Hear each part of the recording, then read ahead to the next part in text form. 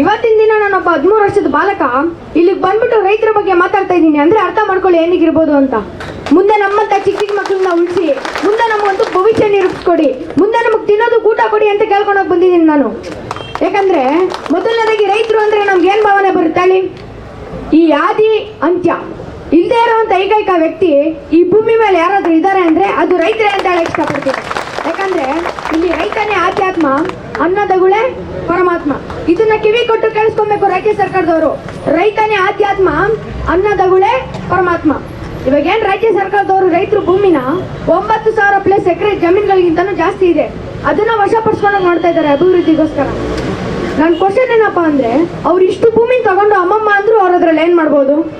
4 ರೋಡ್ಗಳು ಮಾಡ್ಬೋದು, ಒಂದಷ್ಟು ಸೈಟ್ ವಿಂಗಡಣೆ ಮಾಡ್ಬೋದು, ಒಂದಷ್ಟು ಕೈಗಾರಿಕಾ ಪ್ರದೇಶಗಳನ್ನ ಮಾಡ್ಬೋದು, ಒಂದಷ್ಟು ಬಿಲ್ಡಿಂಗ್ಗಳನ್ನ ಕಟ್ಟಿಸ್ಬಿಟ್ಟು ನೋಟಕ್ಕೆ ಅಂತ ಮಿಣ ಅಂತ ಒಂದೆರಡು ಲೈಟ್ ಬಿಟ್ಬಿಡ್ಬೋದು, ಅಷ್ಟೇ ತಾನೇ. ಆದ್ರೆ ನನ್ನ ಕ್ವಶನ್ ಏನು ಅಂದ್ರೆ, ಇದನ್ನ ಒಂದು 15-20 ವರ್ಷ ಬಿಟ್ಬಿಡೋಣ. ಆದ್ಮೇಲೆ ಇಲ್ಲಿ ಯಾರು ಹೇಳ್ತಾ ಇರ್ತಾರೆ ಹೇಳಿ? ಯಾರೋ ವಲಸಿಗರು ಬಂದ್ಬಿಟ್ಟು ಹೇಳ್ತಾ ಇರ್ತಾರೆ. ಹೆಂಗ ಹೇಳಿ? ದಿನನಿತ್ಯ ಬೆಳಗ್ಗೆ ಇದ್ರೆ ಏರ್ಪೋರ್ಟ್ಗಳಲ್ಲಿ ಯಾರು ಇಳಿತಾ ಇದ್ದಾರೆ? ವಲಸಿಗರು.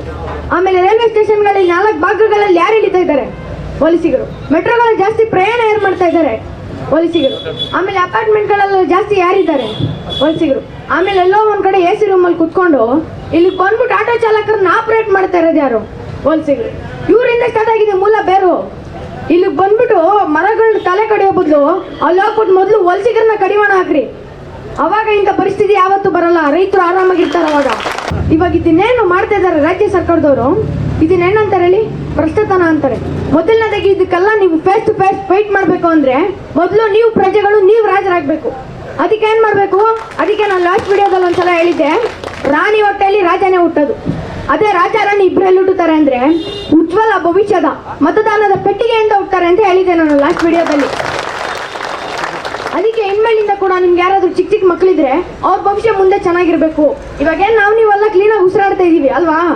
ಆ ಉಸಿರಾಟನೇ ಮುಂದೆ ನಮ್ಮಂತ ಚಿಕ್ಕ ಚಿಕ್ಕ ಮಕ್ಳಿಗೆ ಇರಬೇಕು, ಅವ್ರ ಫೆಸಿಲಿಟಿ ಚೆನ್ನಾಗಿರ್ಬೇಕು ಅಂತ ನೀವೇನಾದ್ರೂ ಅನ್ಕೊಂಡಿದ್ರೆ ಇನ್ಮೇಲಿಂದ ನೀವು ಕೂಡ ರಾಜರಾಗಬೇಕು.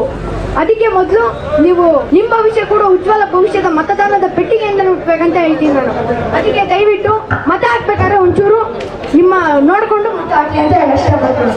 ಕರುನಾಡು ಟೈಮ್ಸ್ ಚಾನೆಲ್ನಲ್ಲಿ ಸುದ್ದಿ ಮತ್ತು ಜಾಹೀರಾತು ನೀಡಲು ಈ ನಂಬರ್ಗೆ ಕರೆ ಮಾಡಿ.